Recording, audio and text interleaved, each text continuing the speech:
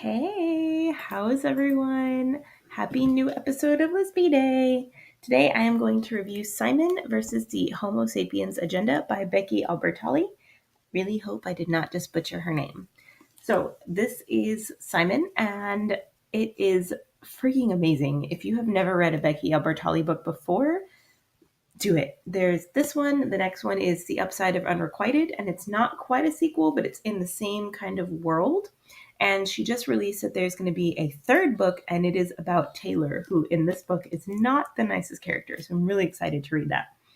If you also have not heard, this is being made into a movie, and it is going to be called Love, Simon. So I'm really, really excited. I can't wait for it. Okay, so Simon versus a Homo Sapiens Agenda is just beautifully well written, and it's like Becky spent like a year or a couple years in teenagers' bodies because she completely understands and like captures the voice of a kid going through just some tough stuff and not really knowing themselves and having to grow into something they're not quite sure of. And so I did a little research and I found out that she was a psychologist. And so a lot of what we read just kind of clicks and makes sense. And I think that is why. So Simon is in love with someone that he's emailing, and they have a relationship through email, but they're not quite dating. They're not really anything. They don't even know who each other really are. And so Simon goes by Jacques, and the person he's emailing is Blue, and Blue is a boy, and Simon is slowly falling in love with him. And so one day, Simon is emailing at school and leaves his Gmail open. When I tell my students this at work, they're like, it's all over from here. Yeah, it is, because Simon forgets to sign out of his Gmail, and someone comes behind him, this really rude boy who I don't even really remember his name because he's just not nice and I didn't care for him at all. But this really rude boy comes and he screenshots Simon's emails and then blackmails him and tells him, hey, if you don't help me get with your friend Abby, I'm going to tell everybody that you're gay. And so Simon's like, what do I even do now? So he has to choose between kind of pushing his friend to go for this guy who she wouldn't normally go for and his secret. And he's never come out. He's had like middle school girlfriends, but you know how they're not really a big deal. It's just like holding hands. It's not a big thing. And now that Simon actually has someone and something he really, really cares about, he doesn't want to lose it. He doesn't want to scare Blue away.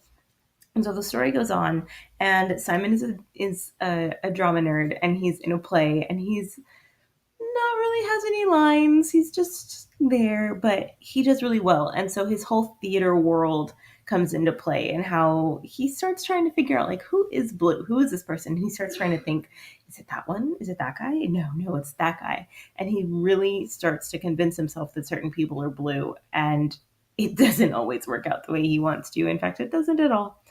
And later, as things kind of teeter-totter about what he's going to do, we see his family just swarm him, like, with love. But his family's so weird and quirky, and I loved them, that they don't really know why they're doing what they're doing. They just do. And so later, when Simon finally does come out to them, they're like, okay. Like, well, okay, like, thanks for telling us, but it's not like this huge, like, crazy thing that everyone expects it to be. And so as it goes on, Simon has to come into acceptance with himself. And it's really, really beautiful to read how he goes from feeling super alone and like not really understanding how he's feeling. And he feels like no one else feels this way. No one else can possibly understand how he's feeling, to thinking like, oh, maybe this person does feel like me, and maybe this person does understand what I'm going through. And if I don't put that out there and voice my concerns and how I'm feeling, then no one's going to understand. And it was beautiful and it was wonderful. And I've run out of adjectives for how amazing it was. Go read it. It was super duper good.